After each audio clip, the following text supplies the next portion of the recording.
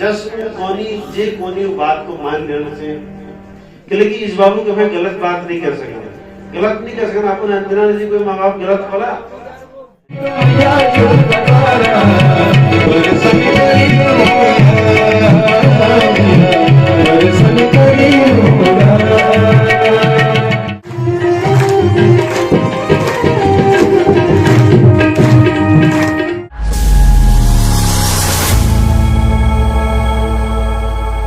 सभी को मैं प्यार नमस्कार। मेरा नाम गुलशन करियाल है। उम्मीद करते हैं कि आप लोग स्वस्थ होंगे, मस्त होंगे और मेरे ब्लॉग देखने में व्यस्त होंगे। तो देखो फिर से आपका स्वागत है मेरे नए ब्लॉग में। देव उत्तराखंड के खूबसूरत पहाड़ों से। तो देखो दिन के साथ कर लिया, करीबन बच्चे को अभी 2 बजे है।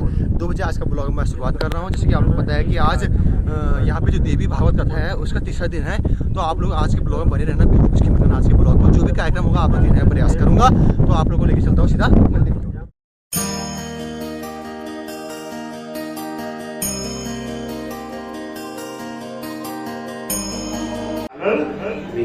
जस कोनी बात को मान लेना से लेकिन इस बाबू के मैं गलत बात नहीं कर सकता अपन अंजना जी कोई माँ बाप गलत बोला है। अगर कोई गलत कोनी होना हो तो हिरण्यकश्यप जैसा हो, राक्षस जैसा हो है ना। शायद कोई अब अंजना जी कोई माँ बाप गलत बोल तो माँ बाप जस कोनी उस कारण से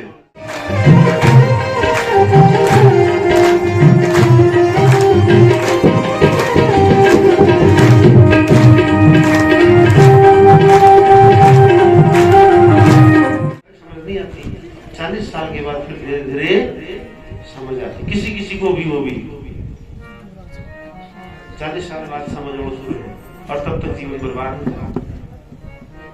तो ये लीजिए माँ बाबू बात न मानो, जाओ क्या करो नहीं वहां करो। हमें को ना रात्रि पर धोई मुखड़ और बाबू करी भलो शास्त्र लक्षण देखो। कन्या वरयते रूपम माता वित्तम पिता सुतत बांधवा धर्मिच्छन्ति मिष्ठान्नम इतरे जना। जब ब्याह बात चली तो जब ब्याह होनो कन्या उनकी देखी कसी विभीषण जी ये बात कोणी रामचरितमानस में जी कोणी अब मोहि भाव भरोस हनुमंता अब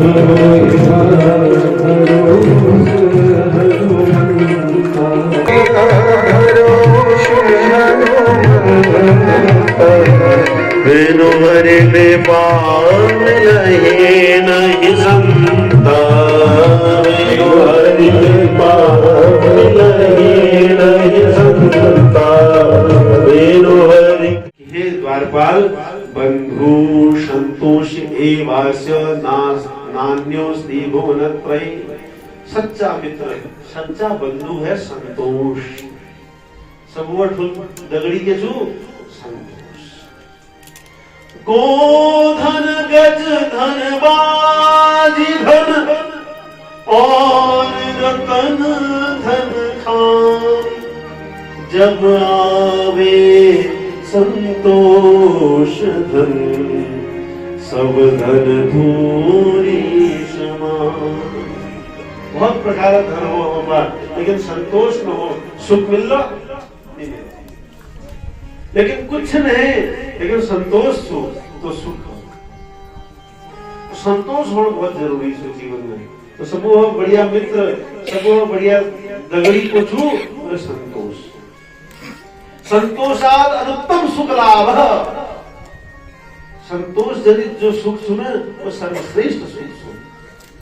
यह विषय जनित जो सुख सुन ये थोड़ी देर बाद खत्म हो जाए, दुख देने वाला है जाए। लेकिन संतोष जनित जो दुख सुख सुन ये बहुत समय तक बड़ी है ना। तो ये लीजिए हमें संतोष होना चाहिए। ठीक ठाक सब नहीं दिखाने में ठीक, लेकिन माँ के देखिए बोले माता वित्तम। माँ देखी कि ये बात खाने पीने की व्यवस्था कमोड़ी कमोड़ सके ठीक ढंग नहीं कमोड़, ये माँ देखी। पिता क्या देखता है बोले पिता श्रुतत। बाबू यस देखनी कि ये योग्य छौकी रहे, पैंसता आते जाते रहो लेकिन ये योग्य है कि नहीं, विपरीत परिस्थिति में भी ये मेरी कन्या का पालन पोषण कर पाएगा कि नहीं कर पाएगा, ये बाबू देखेंगे शास्त्र को। बांधवा धर्म जो बरेती होने परिवार में सोने की टिक कब लागो, परिवार तो 500 रुपये लगे, तुम्हारा तो 1000 रुपये लगे और 500 है ना। और मिष्ठान्नों की तरह जना बैंक लोग की देखनी खान पीन ठीक ठाक कि नहीं, ब्याह में खान पीन नहीं, तो यह ब्याह की बात। तो कन्या बरियती रूपम, ये इतना ही देख पाते हैं बात। तो यदि जी परिवार पूरा जब सब सदस्य कहते हो कि हाँ ये योग्य सो, तब जरूर ब्याह करना चाहिए। तो श्री व्यास जी कोणी अब मुझे कोई श्रेष्ठ घर में मिलनी क्या, गृहस्थाश्रम संभूतम सुखदम पुत्र कामदम स्वर्गदम च तथा प्रोक्तम ज्ञानिनाम मोक्षदम तथा। गृहस्थाश्रम कस्तु व्यास जी कोणी, गृहस्थाश्रम बहुत सुख देने वाला सुख। लोग को क्या करो राम जिसमें जब से हुई है शादी,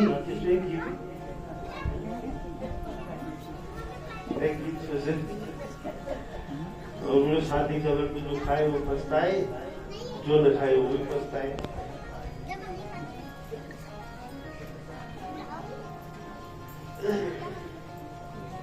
तो अगर गृहस्थाश्रम शास्त्र मर्यादा के अनुकूल होगा तो गृहस्थाश्रम कैसा होगा, बोले सुखदम, सुख देने वाला होगा। लेकिन शास्त्र मर्यादा के प्रतिकूल हो जाएगा तो दुख देने वाला हो जाएगा, है ना। तो व्यास जी कोणी अगर श्रेष्ठ धर्म पत्नी मिल जाली तो हमारे गृहस्थाश्रम कैसे जल, सुखदम, सुख देने वाले जल। और पुत्र कामदम, ये संतान के देने वाला हो गृहस्थाश्रम। स्वर्गदम, स्वर्ग प्राप्त करने वाले जल। और मोक्षदम, मोक्ष अगर फल घरवाई है हर आदमी हो तो मोक्ष मिल जाए। किले भागवत जी में एक श्लोक सो ऋषभ देव जी समझोनी आप चला गए, बोले बेटा पत्नी कौन है, पत्नी वो है जो अपने पति को धर्म के मार्ग में लगाए। पति कौन है, जो पत्नी को धर्म के मार्ग में लगाए। बहन पति को नहीं, बहनी पत्नी को नहीं, धर्म के मार्ग में। तो जो धर्म मार्ग में अगर पति पत्नी एक दूसरे का लगेगा तो मोक्ष मिलना कि नहीं मिलना। धर्म का फल क्या है, मोक्ष ही तो है। तो महाराज नारद व्यास जी विचार करनी, तो जब विचार करनी इतनी देर में एक घृताची नामक अप्सरा आएगी। और व्यास जी ने उस घृताची नामक अप्सरा को देखो तो उनको बड़ा आश्चर्य हो। ऐन में आपको घरवाई बारे में सोचा नहीं, एक सुंदर श्रेष्ठ कन्या के बारे में सोच रहा हूँ, और यही टाइम पे ये अप्सरा कैसी है क्या सोचनी। और सोचते सोचते उन्हें मन में यह विचार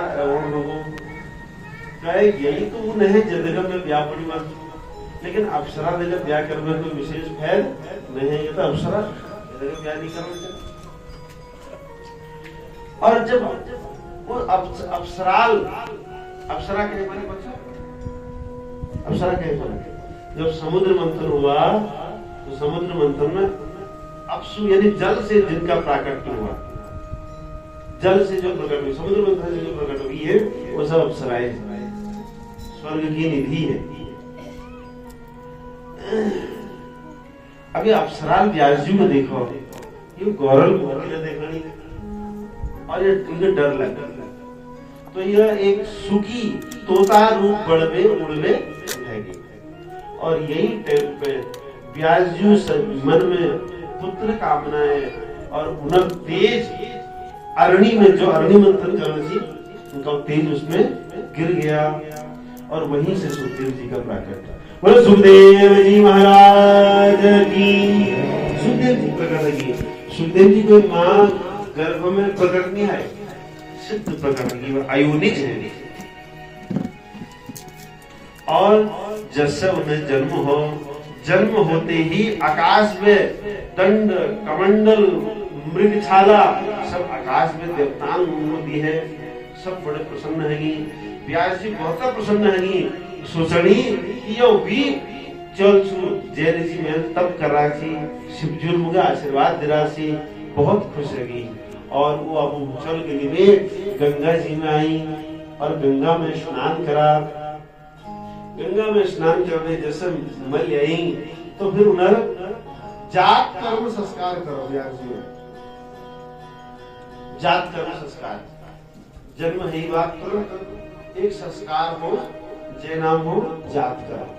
उसी तो सुखदेव जी परम पवित्र थी, परम हंस थी, उन्हें संस्कार करना आवश्यकता नहीं। संस्कार क्या है? क्यों? जो अशुद्ध हो, है ना? अब ये गर्भ द्वारा में जन्म है ही नहीं रही, तो ये अयोनिक थी तो शुद्ध थी, लेकिन मर्यादा लोक मर्यादा है। संस्कार होना चाहिए, जात कर्म संस्कार करो, जात कर्म संस्कार करवे। अब इनको यहाँ बड़ा आश्चर्य हो, तुरंत ठुलगी हो, छठ नानकिन जैसी है सुखदेव जी, तुरंत ठुलगी। तो उन्होंने देखो कि अब नामकरण में कर देने से तो तुरंत नामकरण में। तो यतो दृष्टम सुखी रूपम कृता संभवी तदा सुखेति नाम पुत्रस्य चकार मुनि सत्तमा। वो अप्सरा तोता रूप बढ़ गए, वहां पर गए और भी बात बड़ी यह सुखदेव जी जन्म हो, यह लीजिए उस सुख के दिग में श्री व्यास जी अब चरण नाम रखा सुखदेव। हम घर पर सुख बने तोता सुख, तो ये सुख जो है संस्कृत का नाम है। तो नाम सुखदेव पढ़ो, ये सब समझ लो। तोता थी, तोता नहीं थी सुखदेव जी, हमारे जैसे सी दिखाने में, लेकिन उस तोता को देख करके उन्होंने अपने बेटे का नाम रखा सुखदेव। कई लोग आजकल व्यासपीठ में तोता टांगते हैं, बोले सुखदेव जी से।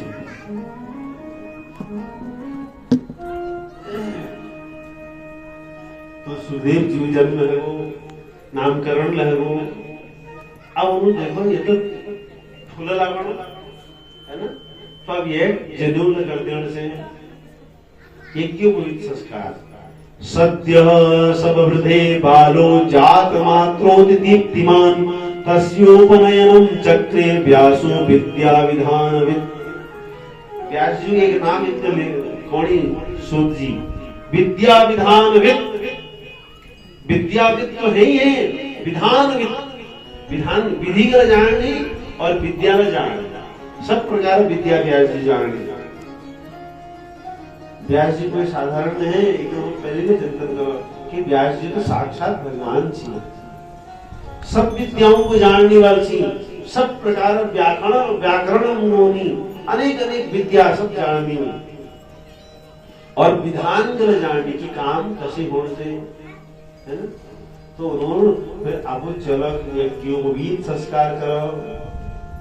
उत्पन्न मात्रम तम वेदा सरस्य ससंग्रह उपतस्तुर महात्मानं यथास्य पितरम तथा। तो हमने यज्ञोपवीत संस्कार में जनेऊ कहे बरबंद करो सुखदेव युग, और जैसे बरबंद करो, बरबंद करी बात एक और संस्कार हो जय कोनी वेदारंभ, क्यों नहीं वेदारंभ, वेदारंभ संस्कार, यानी आज बड़ी अब वेद पढ़ना अधिकार ले मिल जाए। तो जैसे आप चल सुखदेव जी के वेद पौराणिक सुचल जी व्यास जी, तो उन्होंने देखा कि इगड़ी सब वेद पहले का बड़ी है, ये कोनी वेदा सरहस्य, खाली वेद अन्ना उन्हें रहस्य में जानने सुखदेव जी, वेद मंत्रों रहस्य में जानने वाले। बहुत आश्चर्य है व्यास जी को बोले जैसे व्यास जी छी विद्या में उससे सुखदेव जी ने छी। जन्म होते ही यह गुण है वो। लेकिन फिर ले अब जो नियम छो नियम तो करना पड़ो। अब जनियो हो जनियो है बात क्या जानी तो पढ़े गुरुकुल में जानी। अब पहले ना गुरुकुल काशी है तो ये लीजिए लोग काशी जाते, लेकिन गुरु के यहाँ जाकर के पढ़ना है। अब व्यास जी देखो कि मैं जो चल ये तो समझदार फिर जी गुरु ले ऐसा होना चाहिए तो कहाँ भेजो सीधा बृहस्पति जी वहां देव गुरु जो बृहस्पति जी उन्हें वहां पढ़ने भेजो। और बृहस्पति जी वहां जब बृहस्पति उपाध्यायं कृत्वा व्यास सुतस्तथा व्रतानि ब्रह्मचर्यस्य चकार विधिपूर्वकम्। ब्रह्मचर्य में रहे सुखदेव जी बृहस्पति जी वहां विद्या पढ़नी और गुरुवे दक्षिणाम दत्वा। और थोड़े ही समय में सुखदेव जी सब विद्या पढ़ने पहले भी सब होनी तो सब याद होना। और गुरु बृहस्पति जी को दक्षिणा देंगे। श्री सुखदेव जी वापस आ गई और अब चल गुरुकुल में पढ़ में आई। देखो जब व्यास जी तो बहुत खुश है, गले से लगा लिया। आलिंग मुहूर्धाणम मूर्धम तस्य चकारः, गले से लगा लिया, आलिंगन कर लिया। फिर सब कुशल समाचार पूछो और फिर व्यास जी सुखदेव जी को तो बेटा अब तुम पढ़ मिले पढ़ाई है कि पूरी अब क्या करो, अब क्या कर ले उनसे टेम पे। कन्याम मुनिसुताम कांतम अपृच्छत अति वेगवान, जल्दी क्या कर लिया। और मैं सुनो फलान जो ऋषि थी उन्हें चिंचू मैं देखे और देखा तुम क्या करो। ऐसा बाबू देखी जब व्याकरण और जय व्यामणों को पत्थर नहीं कहते जब व्यामणों ऐसा होती है। अब आजकल तो ब्याह है पहले के सब घूम फिर भी लोग जाने ये आजकल प्री वेडिंग हो रहे हैं, प्री वेडिंग शूट। यहाँ पहाड़ पर होड़ से नहीं होने तो नहीं होने निकाला है। दिल्ली को शहरों में छोटे शहरों में एक प्री वेडिंग शूट हो रहे हैं।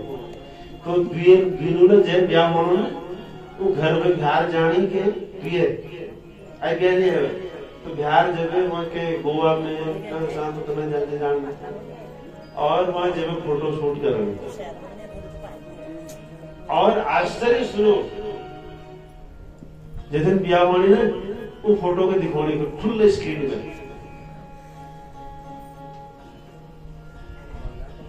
मैं विचार अनाचार अनाचार क्या है कुरीति है जगह अनाचार ब्याह भी पहले का पहले सरकार कारण से। और माँ बाप लोग खुश है देखो मेरा चल बाहर ब्याह में पहली बार मेरी गोवा या वहां का फोटो शूट। हम आपको संस्कृति को खुद बिगाड़ रहे और ये का वजह भी आजकल संबंध ना ज्यादा दिन तक रोल नहीं रहे। पुराने जमाने में चाहे सब कसर है वो जब जयदेव में ब्याह हो अब ये कर देगा हम जिंदगी बितोड़ी ये संकल्प लिए भी ब्याह में है ना। अब आजकल उसकी बात है तो महाराज ये सब अनाचार हमें संस्कृति मोड़े भली बात नहीं। तो व्यास जी मोड़ी मैंने एक चीज देख रखी वे देखा तुम ब्याह कर लिया। और सुखदेव जी ने जब सुना उनको बहुत नौक लगा। बोले बाबू तुम मुझे ये कहने से पढ़ा सो क्या पढ़ाई मतलब क्या रखोगे पहली बिना ये वाला पढ़ाई नहीं होनी जो आजकल हम पढ़ रहे हैं तो एक कम दो दूनी चार या ये स्क्वायर बी स्क्वायर बराबर है ना ये वाला पढ़ाई नहीं होती होती। विद्या किसे कहते हैं बोले सा विद्या या विमुक्त विद्या कहे बोली जो मुक्त करने वाला हो जो बंधन हमें मुक्त कर दो भगवत प्राप्ति कर दो वह विद्या को। तो यही विद्या ज्यादातर सिखाई जाती है। तो कोणी सुखदेव जी कोणी कि हे पिताश्री किम सुखम मानुषे लोके ब्रूहि तात निरामयम् दुख विद्धम सुखम प्राज्ञम न वदन्ति सुखम किल। सुखदेव जी बोली, हे पिताश्री, तुम सुख कहे समझण सा ब्याह करी बात सुख मिल जाओ क्या? ब्याह कर में सुख मिल जाए की गारंटी छो? जब सुख बदल में दुख मिल जाए फिर? और ये संसार तो दुख युक्त छु। गृहस्थ में पड़न मतलब दुख दुख कीचड़ में जान, कचार में जान, ये सच हो। ये बंधन में आपको खुद बाध ऋण छु। व्याकरण माने आपको बंधन में डालना। जैसे ब्याह हो, कन्यादान हो, तुरंत ये बात में एक और रस्म है, वह बनी ग्रंथि बंधन। ग्रंथि बंधन हो याद नहीं? अरे आंसू बांधने की नहीं बात, इधर से भी आता है उधर से भी बांधते हैं पंडित जी। वो गांठ जब लगती है फिर इसका पति का दुख पत्नी को भोगना पड़ता है, पत्नी का दुख पति को भोगना पड़ता ही नहीं। अपन तो पहले का बेटी है एक और, अब दुगुण हो गई कि नहीं हो गई? तो सुखदेव जी कोणी यह ब्याह तो दुख का कारण से मैं नहीं करण चंद महाराज ब्याह। और स्त्रिया कृत्वा महाभाग भवामी तत्वशानुगा। ब्याह है जानो तो फिर आदिम कह जा श्रेणी वश में है जा। यह सुखदेव जी कोणी। और जब महाराज भी वश में है जो ना, तो मैं कह जो परतंत्र है जो, फिर स्वतंत्र काम है। शरीर को उठ तो उठो, शरीर को बैठ तो बैठ, ऐसा मतलब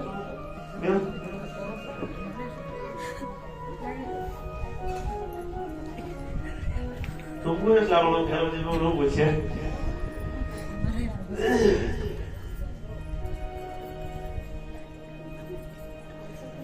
बोले मैं परतंत्र हो जाऊंगा। और जो जीव जो परतंत्र है जल तो वो सुख कहां मिलेगा? जो स्वतंत्र रहो बड़े सुख मिलो, तो परतंत्र है जो तो सुख कैसे मिलो? सुखम ही परतंत्रस्य स्त्री जितस्य विशेषतः। एक तो परतंत्र हो जाना और दूसरा स्त्री के वश में हो जाना, ये तो बड़ा दुख है। यार जी मैं ज्ञानीकरण महाराज। और एक बात सुखदेव जी बोले, जय प्यारी हो रहा सुन गए बोले ना, ब्याह जो खाएगा वो भी पछताएगा। तो कोणी सुखदेव जी कोणी विणमूत्र संभवो देहो नारीणां तन्मयस्तथा कह प्रीति तत्र विप्रेम विबुधः कर्तुमिच्छति। बोले जैसा हमारा शरीर सु उससे शरीर में सु स्त्री पुरुष का शरीर एक जैसा ही है। एक जैसा माने विणमूत्र मलमूत्र ही तो है शरीर के अंदर। मतलब कोणी है जो सुंदरता है अगर चक्कर में दिखाए तो सुंदरता ना मलमूत्र का छू। जब तक ये मलमूत्र बधेर रहो तो सुंदर रहो, और मलमूत्र बिहार निकल जाए करते हैं एक दिन 15-20 बार बिहार जहाँ पड़ जाए तो दोहरा दिन सब सुंदरता गायब हो जाए। मतलब नहीं होती, खड़ नहीं हो सकना है, पैर नहीं सकना है, भूले नहीं सकना है। तो ये शरीर में मलमूत्र ही मलमूत्र है। सुखदेव जी बोले तो बड़े मलमूत्र से प्रेम करना कौन सी समझदारी की बात है? और यह मल कतु बैठ पे निकलना, तुम कतु का सेंट लगल लियो हैं, कतु का इत्र लगल लियो, लेकिन ये जो शरीर में ये जो शरीर में जो दुर्गंध होनी सो ये खराब, ये जाली।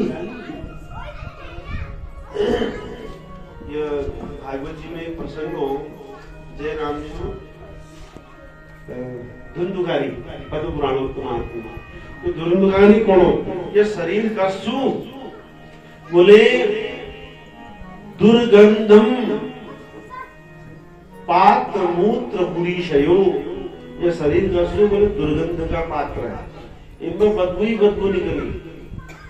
तुम कब को कहती हो कि महाराज बहुत खुशबू है, ये सब फालतू बात है। केवल जो कवि कोनी ना वो केवल कल्पना है, लेकिन शरीर में तो केवल बदबू ही बदबू है।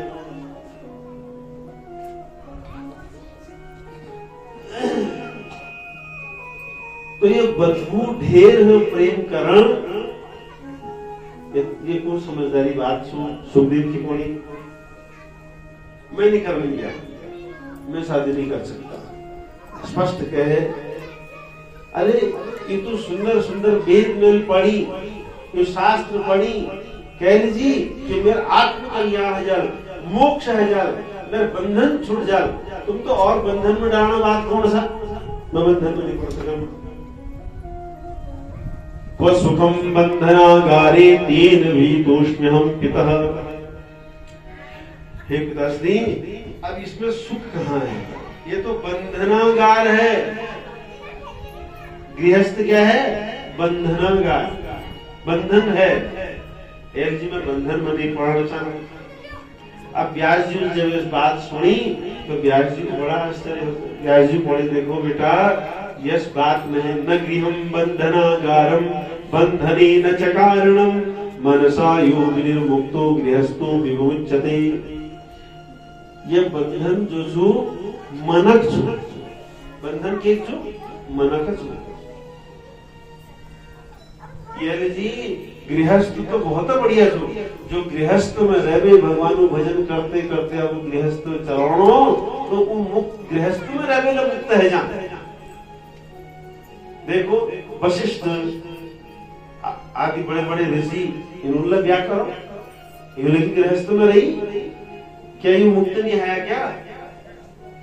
इस बात में है ये लीजिए, आश्रमाद आश्रमम गच्छेत इति धर्म विदो विदुः।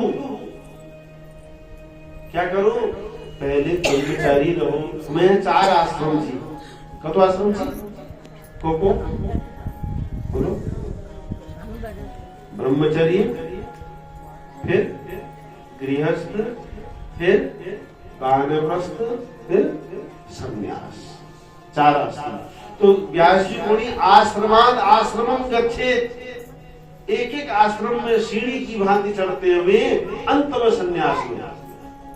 पहले ब्रह्मचर्य में रहो, फिर गृहस्थ में जाओ, फिर वानप्रस्थ में जाओ और फिर जब संन्यास लियो।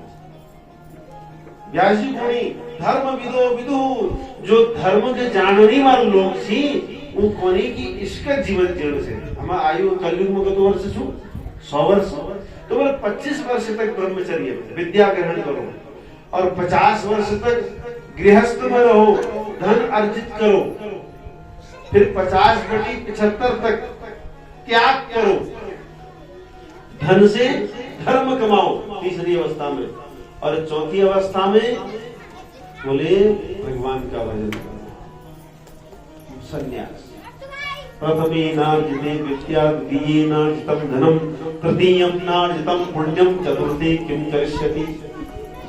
जैल ब्रह्मचर्य में रहे विद्या नहीं पढ़े, जैल गृहस्थ में रहे धन नहीं कमाए, वो जैल तिहर अवस्था में वानप्रस्थ में रहे पुण्य नहीं कमाए, फिर चौथो अवस्था में ये नहीं कर सके महाराज, वे वृद्धावस्था बेकार है जी।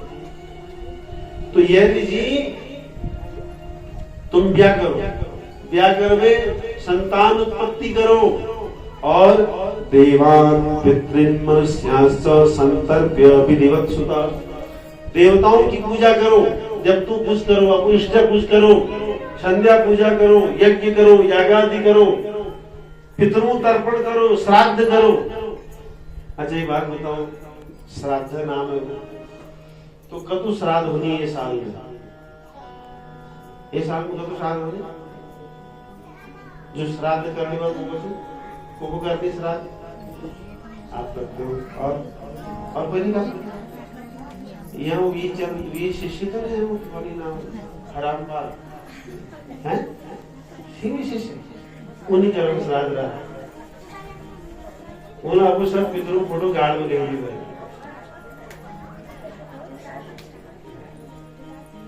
जैसा गुरु वैसा चेला, गुरु जी जेल जारी बोला जेल करते हैं। तो सुनो, पद्म पुराण में लिखी सुनो, 72 श्राद्ध होते हैं एक साल में। कितने श्राद्ध? 72 श्राद्ध होते हैं। अब इस चर्चा बहुत लंबी है जन, मैं इतना सुन लियो कि 72 श्राद्ध होनी, लेकिन अरे जो 20 श्राद्ध बहुत जरूरी थी वो तो करो कम से कम। कोको ये तिथि श्राद्ध और एक पार्वण श्राद्ध, जो श्राद्ध पक्ष में 20 श्राद्ध तो करो कम से कम। आजकल लोग दुल्हनीकरण गया जी में और पिंड बगाए तो श्राद्ध में। अच्छी बात है। व्यास जी बोली, मैं आपको मैंने बात, देवान पितृन मनुष्याश्च संतर्प विधिवत सुतम। हे पुत्र, देवताओं का पूजन करो, देवताओं का तर्पण करो, पितरों का पूजन करो, पितरों का तर्पण करो। ये व्यास जी का वचन सुन जरूर श्राद्ध का पूजन करने से, और तर्पण तो रोज करने से, उसे नियम जैसो रोज संध्या पूजा में तर्पण करने से। चलो रोज नहीं करो, कम से कम अमावस्या में, हर अमावस्या में तर्पण करो, है ना। ये तर्पण करने से पंडित जी बोलो जरूरत नहीं, आप खुद कर सकते, अभी करना चाहिए तर्पण करो, खुद कर लियो। क्यों सोचने में रोज ब्राह्मण को बोले आपको भर भर ये जी कौन, ऐसे तर्पण हम खुद ले कर सकते, खुद करने से। बाजार में सब किताब मिल जाए, अब पंडित जी पुरोहित जी एक दिन कहो कि मुझे तर्पण करो सिखा दो, रोज करो, हर अमावस्या को तर्पण करो, और 16 दिन श्राद्धों के तर्पण करो। पितरों का तर्पण माने पितरों को तृप्ति करना। तो व्यास जी बोली, हे पुत्र, देवताओं का पितरों का पूजन तर्पण करके उनको संतुष्ट करो, फिर आप चल गए धर्म मार्ग में लगे, फिर वानप्रस्थी सन्यासी है जाना वो मार्ग तो ठीक है। अब तुम कौन है ब्रह्मचर्य छू, अब सीधा में सन्यास बन जानो, सन्यासी है जानो, ये बहुत कठिन छू। किले इंद्रियाणि महाभाग मादगानि सुनिश्चितम अदारस्य दुरंतानि पंचेव मनसा सह। जो ये इंद्रिय थी ना, इन इंद्रियों की जितना बहुत मुश्किल छू। बलवान इंद्रिय क्रामो विद्वान समभिकर सती, बड़े बड़े ऋषियों को इंद्रियों ने झुका दिया। इंद्रियों के सुखों को भोगने के लिए बड़े बड़े विद्वानों का भी पतन हो जाता है। तो यह जी ब्याह करके अपनी इंद्रियों को संतुष्ट करो, और जब वृद्धावस्था आ जाए फिर तुम संन्यास लिया। और न तो ये काम आदि जो शत्रु थी, यह तुमको बहुत परेशान करा, समझो। लेकिन सुखदेव जी बोले ना, मैं बिल्कुल ब्याह नहीं कर सकता। अरे आया अपना खर्च चलाना मुश्किल है, जाओ ब्याह करने में खर्च और बढ़ जाए। एकोदर्शी का चिंता, जब आदमी एकला रहो तो कोई चिंता करना कसकले खेलो केले खेली, लेकिन ब्याह करी बात तो सब सोचना पड़ा। तो सुखदेव जी कोणी एकोदर्शी का चिंता पत्र मूल फलादि, कैसे भी खा लेगा, लेकिन अगर पूरा परिवार है जा घर भाई है नंदिन है उन्होंने जी तो कतो प्रयास करना पड़ो, कतो पाप न करना पड़ो कई बार। तो ये लीजिए मैं ब्याह नहीं कर सका। बहुत लंबी चर्चा, 3-4 अध्यायों में चर्चा, सुखदेव जी और व्यास जी चर्चा सुन। फिर व्यास जी को देखो, अगर तुमको मेरी बात समझ में नहीं पड़ी, जब तो तुम जाओ जनक जी में मिल गया। ये जो जनक जी थी ये जीवन मुक्त थी और राजा थी। सुखदेव जी को कैसी है, जीवन मुक्त ले और राजा ले।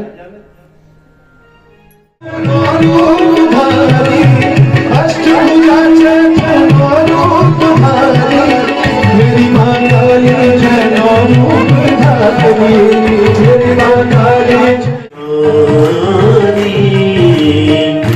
नहीं विचार